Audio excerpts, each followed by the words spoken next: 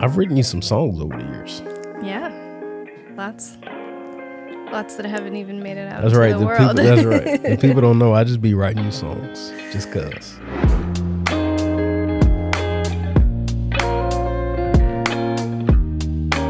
By God's grace, I dropped my 7th album in 2022, and I decided to call it The End. It's a project I am very proud of. So I wanted to make this podcast to drive home, the heart behind everything that I wrote. This is the End.Notes podcast.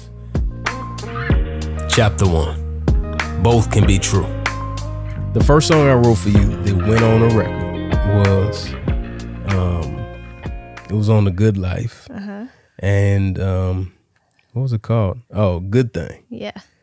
Featuring your favorite singer at the time, Leah Smith, friend too. Yes, that was special. Also on Sweet Victory. Yeah, how did you feel when I wrote you that? How do you feel when I write you songs? I mean, for that particular song, I remember sitting at our dining room table in DC. Yeah. And you had, put the headphones on. And I think for that song, I put the headphones on you. Yeah. Play for you. And I think for that song, I didn't hear I'm not sure I heard any other iterations or. No, because I wanted you to hear it with Leah on it. And I wanted you to, I was going for a wild moment. And I cried. I remember crying. That was special. I did. That's what I was going for. I mean, I love that song. People have gotten married that have been in people's weddings. Yeah. And I mean, it's a great song. How do you feel like people listening to songs, because obviously it's songs people enjoy and it's love songs, but there are things that are particular to us. Like, does that feel weird? No. I mean, I don't know why. I guess it's just music and your life being a part of your music, and what you say has just always been a part of our life. So it doesn't feel weird. You've never tried to say anything crazy. So that's right. So wait till you hear this one I'm working on. Now, is it like vulnerable because that's part of it too. Is like, because I talk about my life in music. Does that feel like weird or vulnerable to you that there are just lots of people who just hear about our lives? No, not in music form. Yeah. Like I don't always like the social media, and not that you don't really even do that, but I don't know, just the idea that like people follow me on social media just because of you. Yeah. It's not like what I do or whatever. And you're welcome. That feels weird sometimes. You're welcome for those followers I passed to you. No, thanks. Yeah. I got you. My little couple followers. I got you. But yeah, I mean, that feels weird. I don't like the idea of like somebody just wanting to know about our life just to be like nosy and just know. But but in music, it feels like curate. It's like these are songs you've worked very particularly. I almost always hear them before they come out, and you've been doing it for so long. It just feels like part of our life. Yeah. So Good Life, this Good Thing. Mm-hmm. Rise, Beautiful Life 2, which is about you and our kids. Just the beauty of. So the first one's like, I find a good thing. Who finds a wife is a good thing. It's Beautiful Life 2 is like, how beautiful and amazing my wife and my kids are. Then there's Waiting Room, which I don't think I wrote a song for you. No, I don't think there's a song, but I mean, I feel like Waiting Room, there's a lot of songs on there that talk about your health, and there are moments that you talk about what that is for me. I mean, even in Sweet Victory, I mean, that's not. Yeah. That's, you don't know what it's been like on my life. That's right. So. Yeah. I think it's more like those moments for Waiting Room.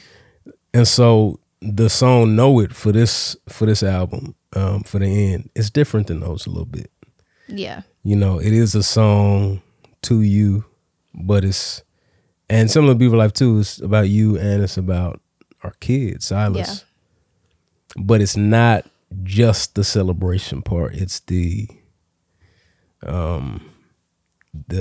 everything that comes with having another baby that we weren't expecting to have.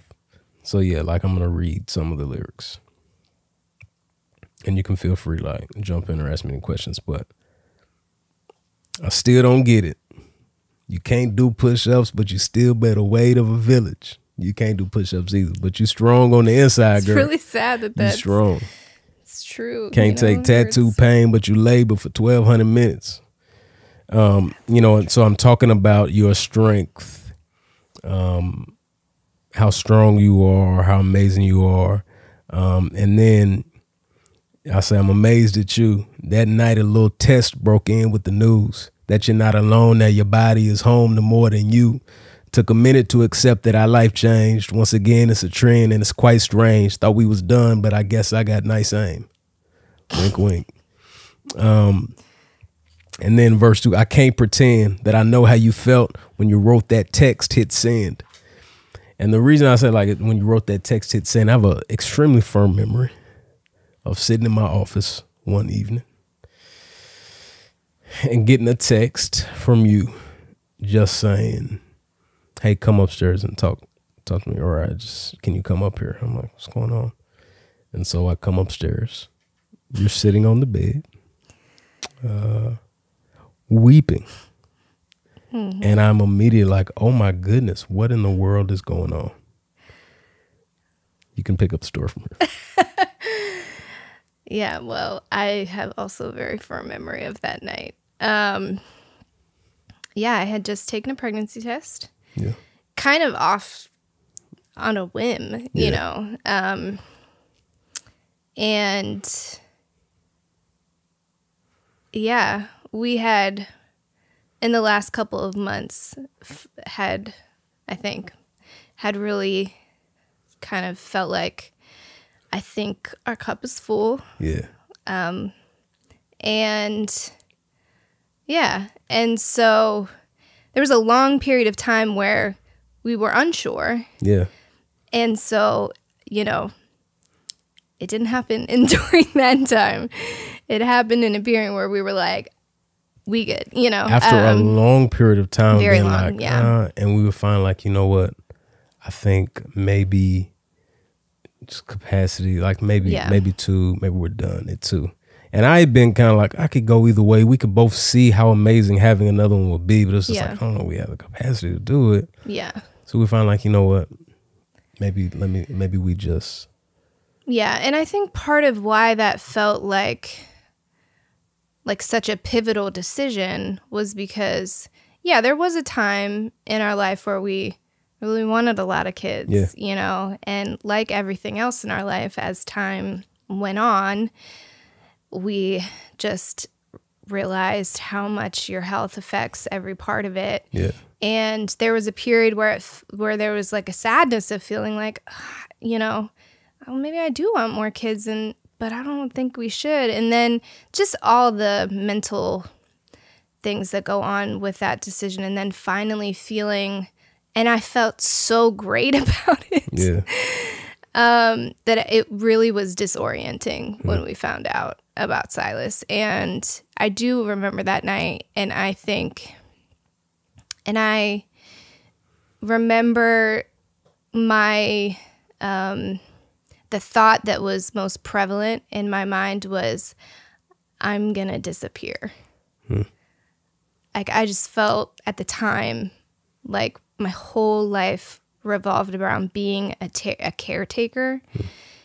And the idea of adding another person to care for felt like the only way I would survive that is if, you know, my needs, my wants, my desires just kind of disappeared, and I just became a helper, you know, a caretaker. That was just all, you know, that I was. And I think, yeah, it was hard to wrap my mind around feeling like I could do it again. Yeah.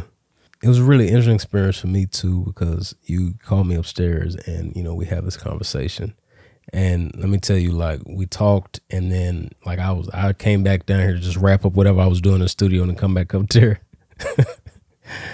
And so on my way down here and back up, like, you know, like we're talking, I'm like giving you a hug, like, all right, I'm gonna just put myself, I'll be right back.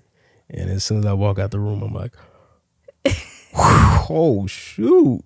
Like, we about to have another baby. Yeah, I mean, it's like life changing in an instant, really. Yeah, it's like, yeah. Oh, shoot. Now, mind you, neither of us were like, we don't want another human life. Yeah. Those are the worst. It was like a capacity thing, what we're talking about.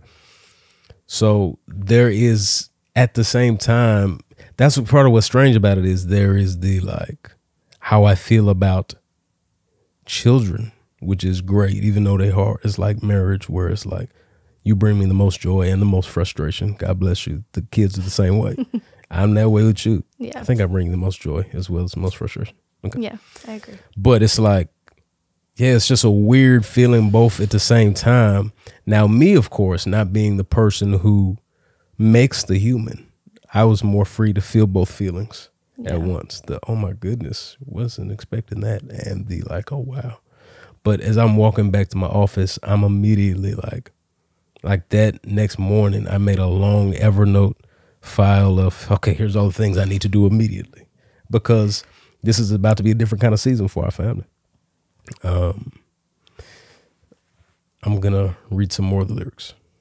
So I said, I can't pretend I know how you felt when you wrote that text, hit send. It's hard to figure out how ambitions and children can blend. You know, the way you're saying you felt like you were going to disappear, that it felt like it meant the death of a lot of things you were hoping for in the next season. Yeah. You know, and part of why I wrote this song, that part even in particular is just, I don't know, like all the songs I've written about our kids and about parenting have been 100% authentically how we felt. And I just feel like, I don't know, there's not a lot of in between in how people talk about how they feel about having kids. It's either like, I don't want no kids, or I'm so happy about kids, I could never have any different kind of thought. And I feel like I know a ton of people who have felt very not sure how to feel at first, or were devastated and then happy and then devastated and then happy throughout that process. And I'm like, I want people to know this is how we feel sometimes. And I wanted to give an honest portrayal of where that is, especially in this album where I'm talking about how life, what the realities of life in a broken world are, and what it's like to have things go differently than you expected. Even the end, it was the end of some things and the beginning of something even greater. I guess for you, I was just talking to a friend about this just the other day, who's his wife, very similar thing. And we had talked about it, and he was like, how long did it take your wife to be happy about the coming pregnancy? And I said a few months, 3-4 months. Now, obviously, it's like, I think it was like 3-4 months to acceptance. That's right. You know. And what's happening before that acceptance? What's happening in those 3-4 months before you get to that place of acceptance? Just confusion. Anger. Just like, why are you angry? Like, just tell me more about the anger. I know why you're angry, but just. I just really felt like I wasn't sure how I was going to parent another child. Not for lack of love, you know, but because I'm human and I have limits, and I just didn't understand the timing. I couldn't envision like it going well. I think I was angry at the Lord because I felt like, why didn't, if we were always going to have a third child, why wasn't it in a place where I was mentally ready for it, you know? So I think those were some. So I think it took me 3-4 months to get to acceptance. You know, I'm not sure it switched to joy until I held that baby in the hospital room. And that honestly in itself is a blessing, because I was really worried about postpartum depression because of how I was feeling during the pregnancy. And that very well could have been the case. But yeah, I mean, once we had him and he was here and I could see him, I don't like love being pregnant. So, yeah, once he was out and we could hold him and he was here, it's not like it was easy. Yeah. But it was one day in front of another, and it was like, yeah, instant feeling like he's going to be 2 in a couple of months. And I mean, sometimes it's still kind of like, whoa, we have 3 kids. Yeah. I don't know when that's going to feel like normal, but yeah, he's been a joy. Yeah. He's been a joy. Yeah. Chapter 2, Beautiful Life. Q and Sailor Barefield, can you introduce yourself for the people? Hi, my name is Sailor Barefield, Sailor Simone Barefield, and I love singing and I want to be just like my dad. That's very sweet. Thank you. I'm William Lee Barefield IV. My nickname's Q. I like basketball, drawing, and reading. And rapping. Speaking of rapping, have you ever had the chance to rap in front of other people? Yeah, I was on the stage this one time rapping with Coming In Hot with the 116 group on tour. How did that happen? I was told to just go out there and make noise, and then I was rapping along, and Andy handed me a mic, and I just went for it.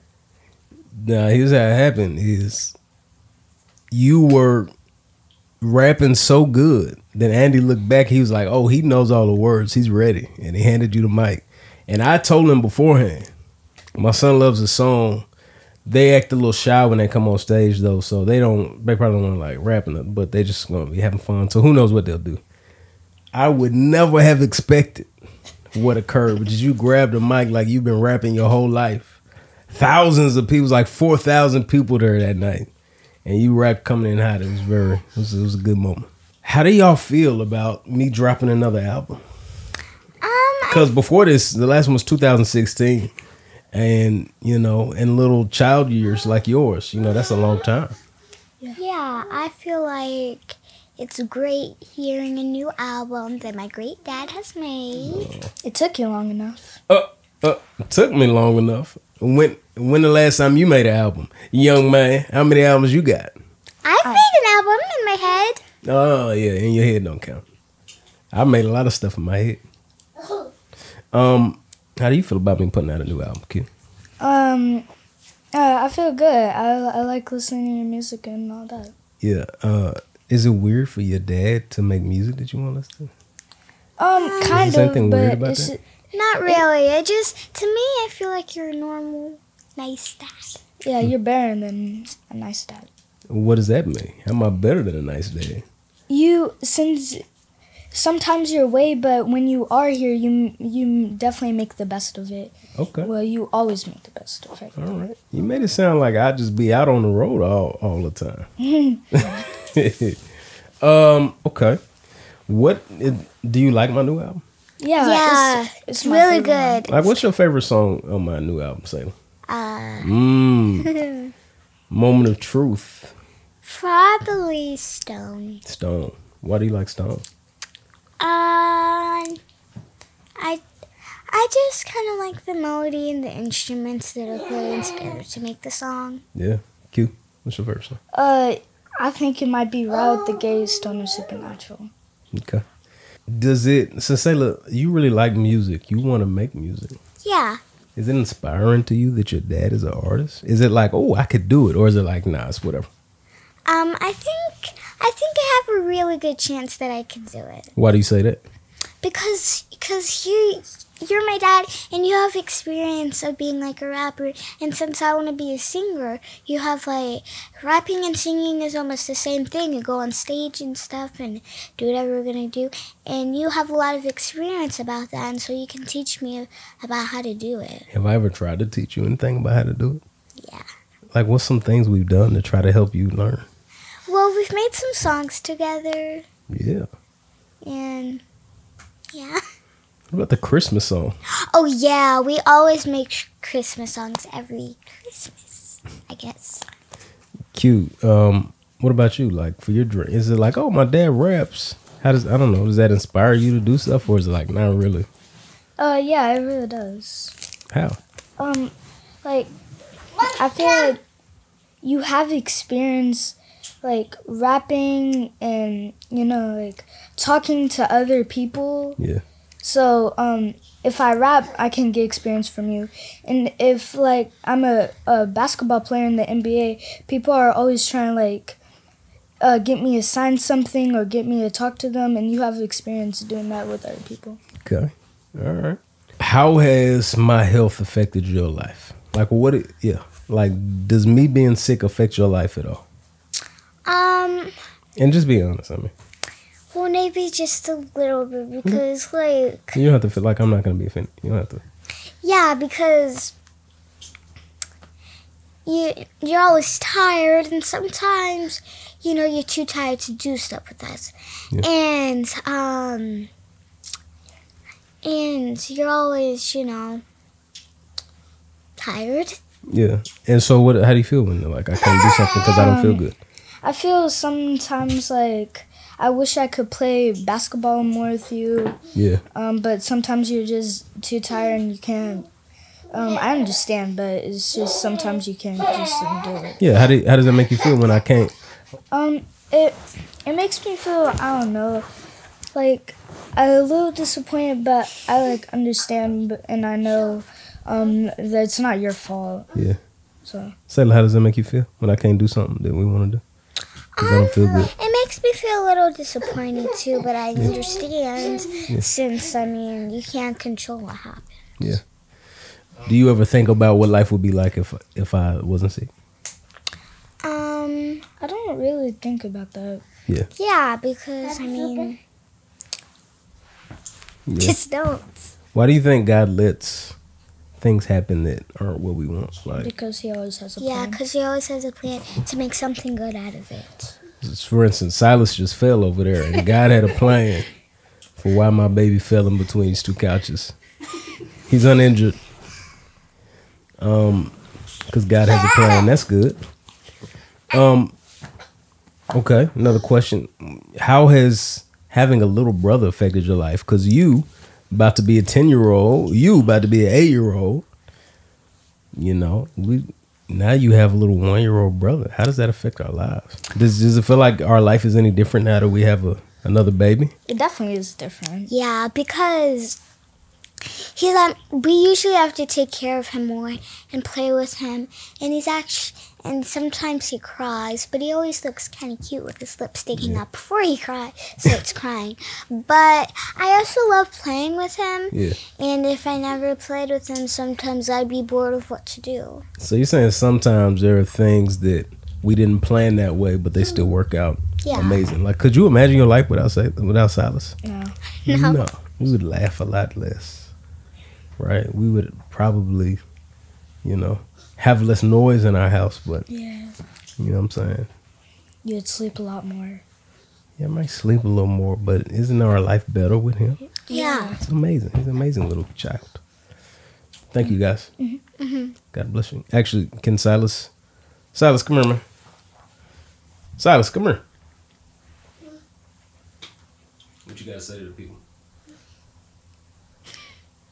Say hi. You just kissing the mic. Say hi. Silas, say dad. Say dad. No. Stop trying to kiss my mic, bro. What's your favorite thing your little brother does? Sometimes some of his words are really funny. Some of his words? Yeah, because when I tell him to say Jojo, the little baby's name, he always says Go-Go. Chapter 3. God's timing. In terms of the timing of our kids, like, it's never gone how we thought it was going to go. That's true. Like, we thought it was going to, I never did till just now either. Yeah. Like, we thought it was going to be right away with Q. It wasn't. It took us a while. Mm-hmm. Then we was like, well, start trying early for Sailor because, it took a while. I was like, immediately.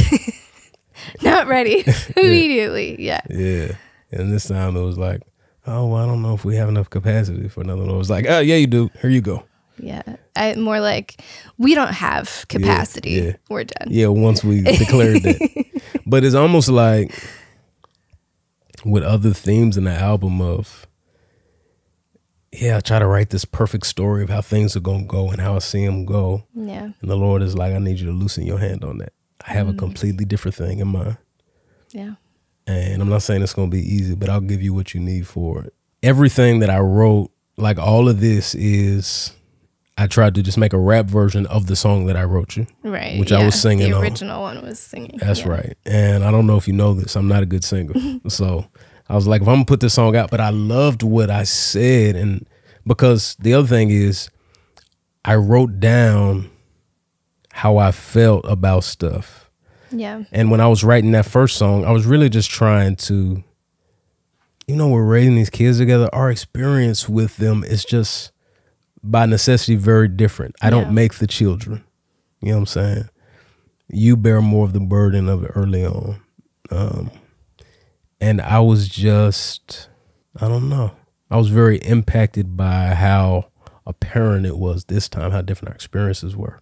And I was trying to just capture in words. Yeah. So I was writing down all this stuff like how strong you are, even though you can't even do push-ups, that kind of stuff. And then I just tried to like grab those same thoughts and put them in here. But this is, it was all like all the thoughts flooding through my mind as it was happening. I seen pages in your planner get torn out. Umbrellas get a job when the storm out. Yes, rain, we can stand in it. Somehow we had a kid to our clan in the pandemic. These are cards we was both dealt. I pray they grow, but you had to grow them yourself. Best thing I ever made was some words, but you made 2 classics. We on to the 3rd. That was part of what I felt like I was watching, was pages in your planner getting torn out. Like the plans for your business you was just finna start. Yeah. And that the Spirit led me to push you to do anyway. We'll talk about that in a second. And, there's a new storm that we have to weather together. But part of the thing we haven't mentioned yet is like, we found out right before the world shut down. Yeah. I think 2 weeks maybe. And it's like, it was just like a cherry on it. That was like, oh, and the world is over. Just so you know that as well. Oh, and we didn't even know, but it's like, oh, you're going to be locked in your house. And oh, I have health issues, so we have to be even more careful than your average people. Yeah. Oh, you're not going to have the same help you normally do. Yeah. It's going to be hard to get babysitters. Yeah. You know what I'm saying? It was like. The only thing about like the pandemic that felt like, not that I was glad that it was happening, but like, was that, no one saw me pregnant. Yeah. I pictures, but I also wasn't really even, if you were my friend, I didn't share anything on social media.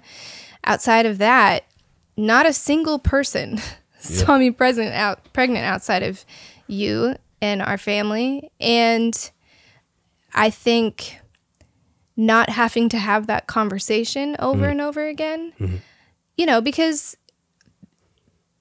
when you find out people are pregnant, there's an obvious reaction.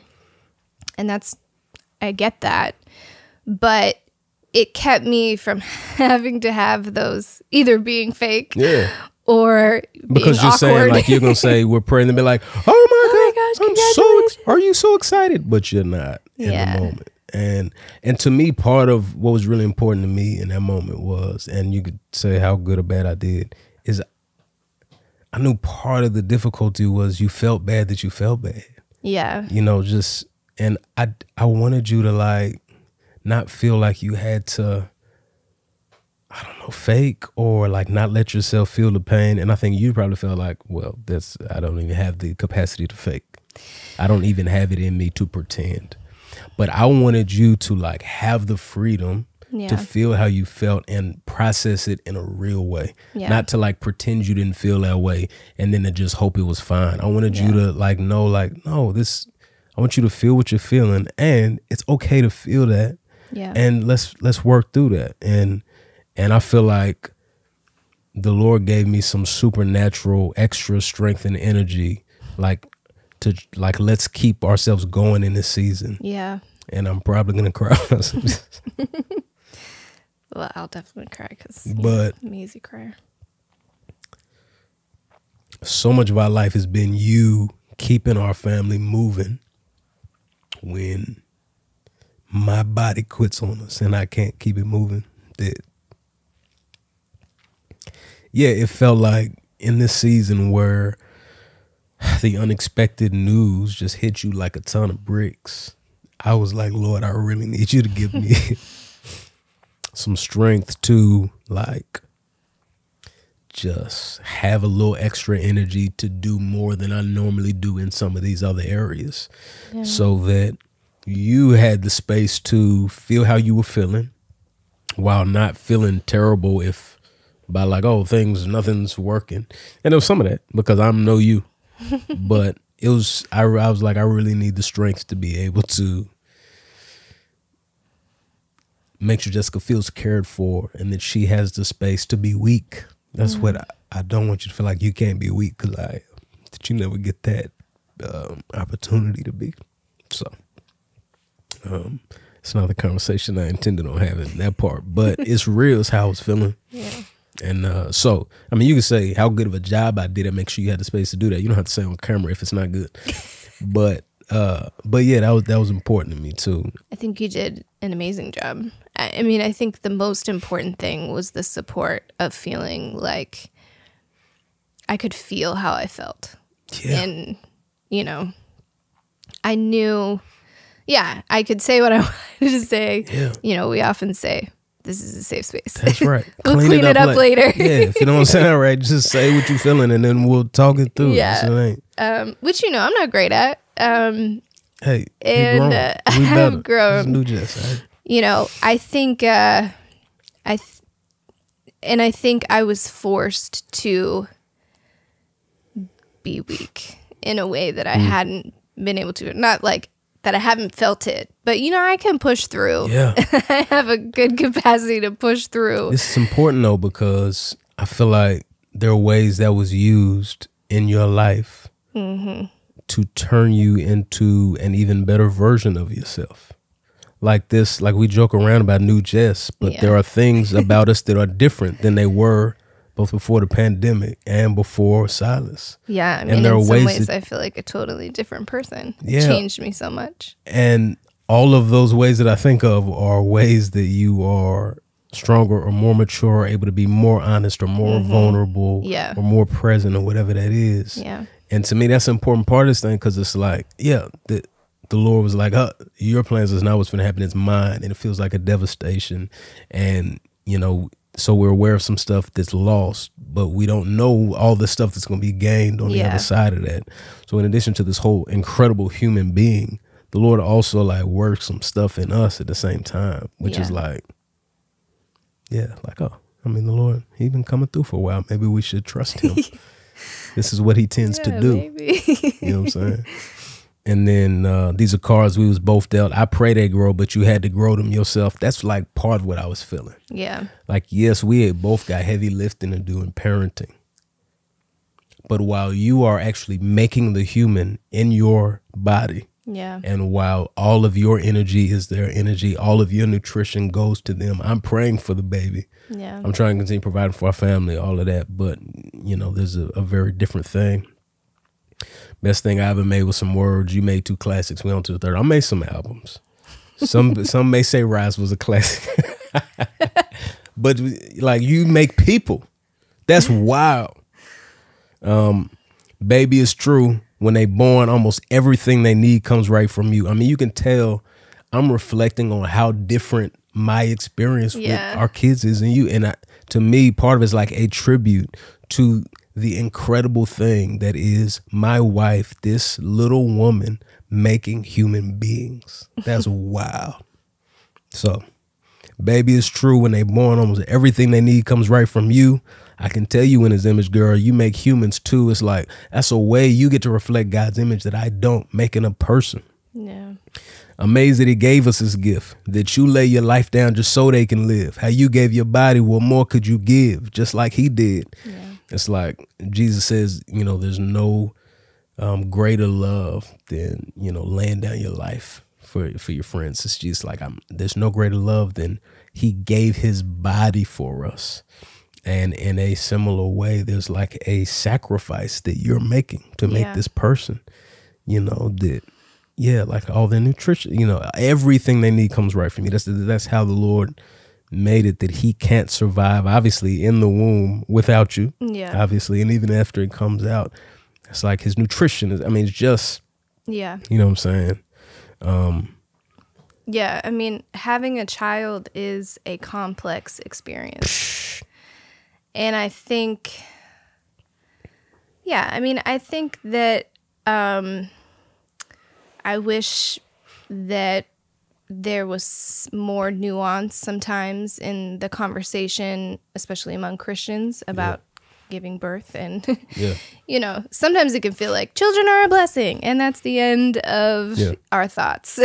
And that can Christians. Be true as at the same time as other things. Absolutely. And we do that in other areas. You know, we do that about marriage. Yeah. I think there's more of a like, oh yeah, marriage is difficult. It's complex and it's up and down. And I think, you know, maybe not so much about just parenting in general, but giving birth, carrying a child,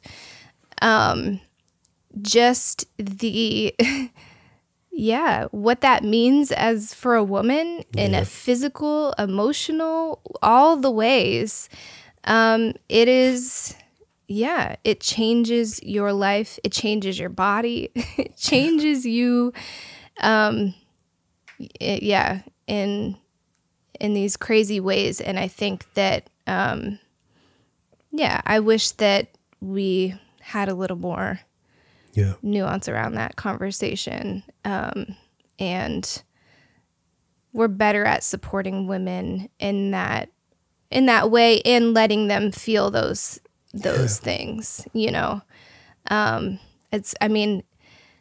would have said that I was aware of that before, but after Silas, anytime a friend tells me that they're pregnant, I'm like, oh my goodness, how are you feeling? Yeah, that's good. You know, instead of immediately saying congratulations, you know, not that regardless we're celebrating another life, but, you know, at that moment, before I insert how I feel about what's happening to you, just how are you feeling? Are you excited or what? And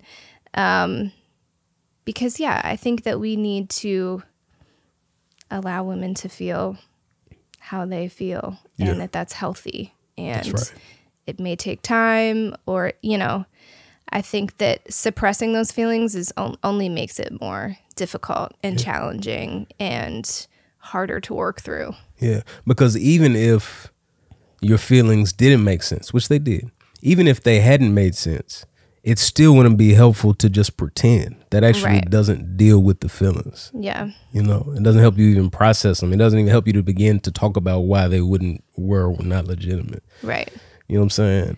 And your feelings were legitimate, so it would just be so strange, you know what I'm saying, to not. And I really don't want us to feel like that in any area. Yeah.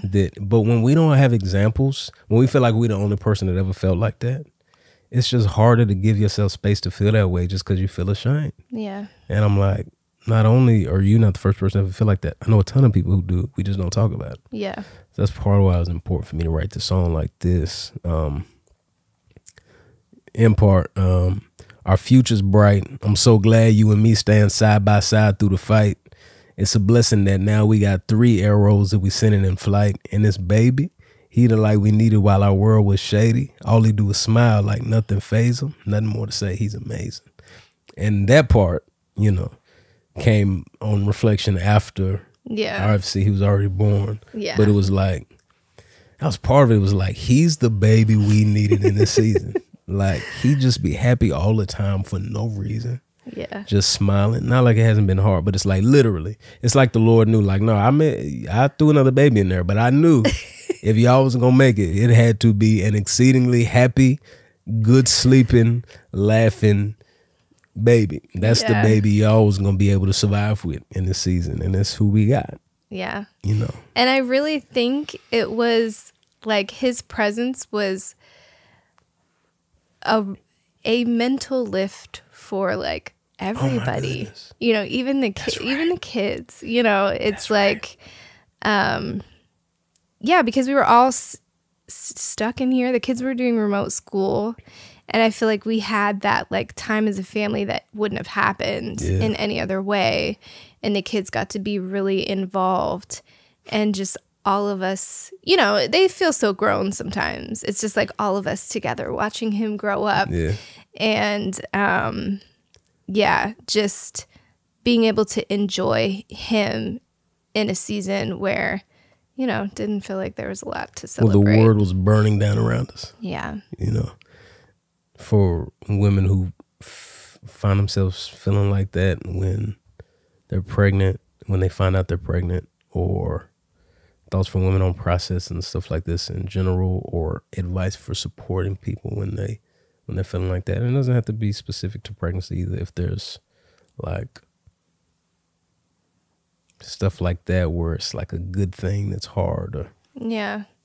no pressure if you don't have I anything mean, to add. I just would say that I learned with this specific thing that just how important it was to let my feelings be. Yeah. I guess. I don't know a No, that's better good. way to say it. That they don't necessarily say some kind of big, you know, like having a hard time like that doesn't mean I was a bad mom. That's right. Didn't mean that I didn't love Silas. That's right. That's it. Like letting them be, but also not letting them like dictate how you feel about yourself. That's right. I think that's what I learned in that season, because unlike other really difficult seasons, for whatever reason, I don't think I could have changed my mind if I wanted to. Like, I felt so deeply in that time that I just was like, no, this is how I feel. And this is how I feel. Yeah. And I don't care what anybody else to say about me. Just not really me. It's not really how I operate. But I also saw how beneficial that was in my growth and just in learning myself, and I think just becoming somebody who's like a little more emotionally healthy. Yeah. Because I was kind of forced to deal with my emotions, which I don't really like. Yeah. When I have really strong feelings in a way that I hadn't been able to before, and I see like how that was beneficial. That's good. Looking back. Yeah. It's important for believers to be okay with, like you're saying, like allowing ourselves to feel what we feel so that we can be in the processor from that honest place. And I think even around, thinking about pregnancies, it's like we can't champion the value of human life and, and talk about how valuable the unborn are, that we're still human beings when we're in the womb, and champion the beauty of new human life without also being honest about the cost that it is. Yeah. Just because it's beautiful doesn't mean it's not a big cost. Yeah. And it's just so disingenuous to not give people the space to be honest about that. Yeah. Or to give people the support they need to get through that. And if we're not going to be honest about what it really is that we are talking about, then I don't know, I feel like our words ring hollow a little bit in those areas. Yeah, it can feel like ultimately nobody's saying much at all other than... That's right. Our slogans. This is not what we should do. They're wrong. And that's the period, end of a sentence. Yeah. And it's more complex than we often want to make it. Yeah. You know what I'm saying? That just because there's a beautiful person being formed doesn't mean there's not another person who's laying their life down in a lot of ways. Yeah. You know what I'm saying? The more that we are forcing ourselves to think of it in a more nuanced way, especially men, the more I think there's like possibility for actual change, you know? Because if you just like say we should never do this, and you don't offer anything to that person, it's just I don't know what the word is. It's just, what do you expect them to do? You know, or how do you expect them to feel? We have to, I think we just have to talk about it and have solutions that are more complex, more nuanced, comprehensive, sensitive. You know? Some of why it was difficult was, you know, it's hard to figure out how ambitions and children can blend. And one of the ambitions was, you know, you starting this business. You know, you just like, I've been staying home with the kids. And I think I want to work outside the house again. I don't think I want this to be my only work. That's the other thing that we had really firmly landed on before that. That was part of it. And it really made you feel like there's just no way.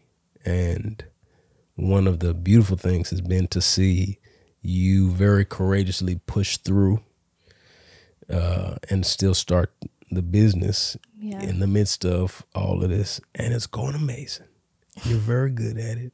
And it's a joy for me to watch you do it and be great at it. We sit in some of your work even now. You know what I'm saying? Any like final reflections on, I don't know what that means for, I don't know, dreams deferred, stuff that seems like the worst, and then it just comes out in another, I don't know, any just reflections on that, what it's like to be on the other side and to see, no, it was different than I expected. It's harder than it would have been. But the Lord is still giving grace for you to be able to do it. Any reflections on it? I mean, I think for me, what was helpful is letting go of the like long-term picture. You know, for me, I like to feel like I'm going to go in this direction, and then this is going to happen, and then that's going to happen, and this is going to be what the business, you know, like I like to look really far ahead, and that feels like that's safety of, if I can't see what's, you know, 5 years or whatever, then I'm like, oof, I don't know about this. And I feel like, I mean, starting the business, it's taught me that you really just take it a step at a time. You know, even when we think we know what is going to happen, we don't really. So that's kind of what we're doing anyways, is taking a step at a time, whether we're aware of it or not. But the idea that like, I have to have everything figured out before I, you know, take this step or try this or, you know, whatever it is, has changed for me. And honestly, now it's kind of like, that's the only way. That's the only way to do it, because not only do we not know where we're going to land in things, but, you know, I think embracing change, embracing new interests, embracing different things that come into your life, I'm learning more and more that is part of the sweetness of like, we don't have to tie ourselves to just like one thing. Like, you know, we'll just go in a direction and continue to see how it feels and be open to change. It's definitely easier than like gripping really tight to something. Yeah, it's good. Every time you talk, I'm like, good job, me. You made a good choice. Well, you talk to me a lot, so I'm glad you like talking to me. I don't know. Don't tell people you're my only friend. All right.